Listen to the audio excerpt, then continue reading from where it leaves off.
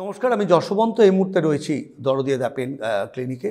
আমরা একটা নতুন সাবজেক্ট নিয়ে জানতে চাইব ব্যথা বিশেষজ্ঞ শ্রী গৌতম বাবুর কাছে। স্যার, টেনিস এলবো, এটা অদ্ভুত নাম আমরা শুনি, তো এটা অনেকেই ভাবে যে টেনিস এলবোটা মানে রেখে এটা কি টেনিস ওরিয়েন্টেশন, মানে টেনিস বল খেললে বা টেনিস খেললে সেরকম কিছু হয়, এবং এই ব্যথাটা কিভাবে আসে বা কিভাবে হয়, তার জন্য চোটাঘাত হয় না কিভাবে, যদি আমাদের দর্শকদের কাইন্ডলি একটু আপনি জানান। টেনিস এলবো মানে হলো যে আমাদের যে এলবো বা কনুই আছে আর কি, এলবো জয়েন্টের বাইরের দিকে এই দিকে যদি ব্যথাটা হয় তাকে বলে টেনিস এলবো। ব্যথা এই দিকে হলে সেটা আর একটা নাম আছে গলফার্স এলবো। তবে দুটোর মধ্যে কিন্তু টেনিস খেললেই টেনিস এলবো হবে তার কোনো মানে নেই। টেনিস এলবোটা এক ধরনের এই টেন্ডনের ইনজুরি, অর্থাৎ আমরা যেই হাতের কবজিটা যে নাড়াচ্ছি এই যে মুভমেন্টটা এটাকে বলে এক্সটেনশন। এই যে টেন্ডনগুলো এইখানে গিয়ে আমাদের এলবো জয়েন্টের একটা হাড়ের মধ্যে অ্যাটাচড হয়, এটাকে আমরা বলি কমন এক্সটেন্সর টেন্ডন।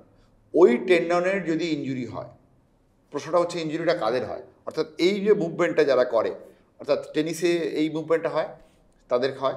ব্যাডমিন্টন খেললেও কিন্তু টেনিস এলবো হতে পারে, যদিও ক্রিকেটেও হয়, তেন্ডুলকরের হয়েছিল। হ্যাঁ, এবং আমরা ডাক্তাররা তখন ওই টেনিস এলবোকে বলতাম, এর আর একটা নাম হলো তেন্ডুলকারস এলবো। তেন্ডুলকর যেহেতু একটা খুব ফেমাস খেলোয়াড়।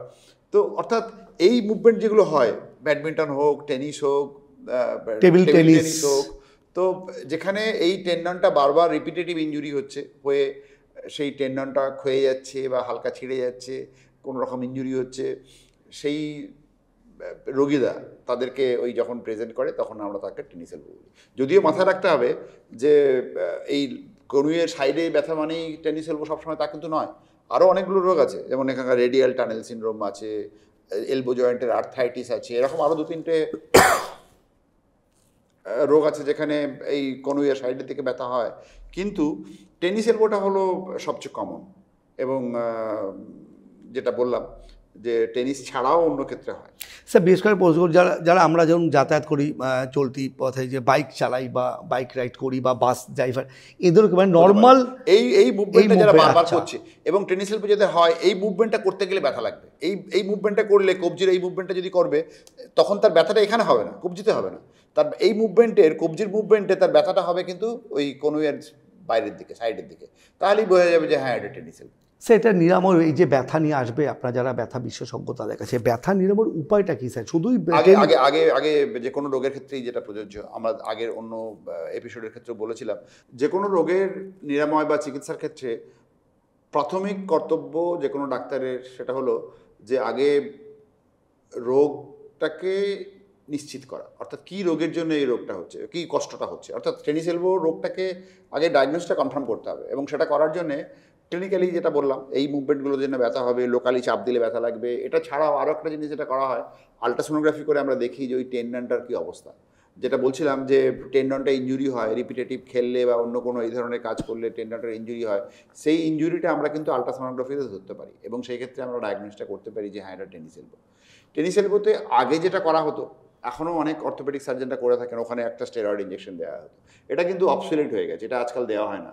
আজকাল যেটা করা হয় যে টেন্ডনটা ইনজুরি হয়েছে, টেন্ডনটাকে রিপেয়ার করতে হবে। তো রিপেয়ার করার জন্যে যেটা করা হয় রিজেনারেশন থেরাপি। আমি আগের একটা এপিসোডেও বলেছিলাম যে শরীর থেকে রক্ত নিয়ে প্লেটলেটটা আলাদা করে নেওয়া হয়। প্লেটলেটের মধ্যে থাকে কিছু গ্রোথ ফ্যাক্টর, আমাদের কেটে ছড়ে গেলে এই প্লেটলেটগুলো জমা হয়ে সেটাকে রিপেয়ার করতে সাহায্য করে। তো এই টেনিস এলবোতেও সেই একই জিনিস করা হয়, শরীর থেকে রক্ত নেওয়া হয়, রক্ত নিয়ে প্লেটলেটগুলো আলাদা করে দেওয়া হয়, করে নিয়ে আলট্রাসোনোগ্রাফির মাধ্যমে আমরা ওটা দেখি যে কোন জায়গাটায় টেন্ডনের ইনজুরিটা হয়েছে, সেই ইনজিওর জায়গায় আমরা ওই প্লেটলেটগুলো ইনজেক্ট করে দিই, তখন কী হয়, টেন্ডনটা আবার রিপেয়ার হয়ে যায়।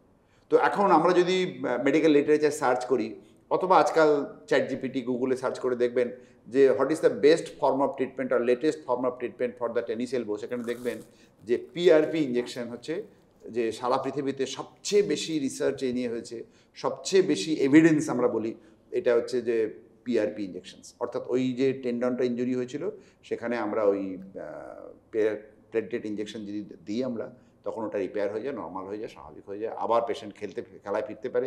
অনেক সময় এটা দেখা যায় যে অপারেশন করতে হয়, কিন্তু এখানে এই পিআরপি ইঞ্জেকশন দিলে অপারেশন করার প্রয়োজন হয় না। ডক্টর শ্রী গৌতম দাস যেটা জানাচ্ছেন, একজন ব্যথা বিশেষজ্ঞ হিসেবে যে টেনিস এলবোর ওপরে যাদের হয়েছে দর্শকরা, তাদের কিন্তু খুব একটা ওরিড হওয়ার দরকার নেই। সামান্য চিকিৎসায় কিন্তু এটা করা যায়। তার জন্য স্টেরয়েড ইনজেকশন বা অপারেশন কোনোটাই দরকার পড়ে না। কাজে খুব সহজ ভাষায় তিনি আমাদেরকে জানালেন এবং আপনারাও শুনে আশ্বস্ত হলেন যে টেনিস এলবো মানে কিন্তু বিশাল কিছু নয়, শুধু একটু প্রোটেকশন লাগবে, একটু আপনাদের ঠিকঠাক থাকতে হবে এবং সঠিক মানুষের কাছে যেতে হবে। তো এই এপিসোড নিয়ে আমরা বিস্তারিত শুনলাম ডাক্তারবাবুর কাছে। থ্যাংক ইউ সো মাচ, আপনি এতটা ইলাবোরেটলি আমাদেরকে জানালেন, আমাদের দর্শক জানালেন। আমরা আপাতত এই টেনিস এলবো নিয়ে এপিসোড এখানেই শেষ করছি। পরবর্তী আবার অন্য সাবজেক্ট, অন্য বিষয় নিয়ে আমরা চলে আসবো আপনার কাছে। ততক্ষণ ভালো থাকবেন, নমস্কার।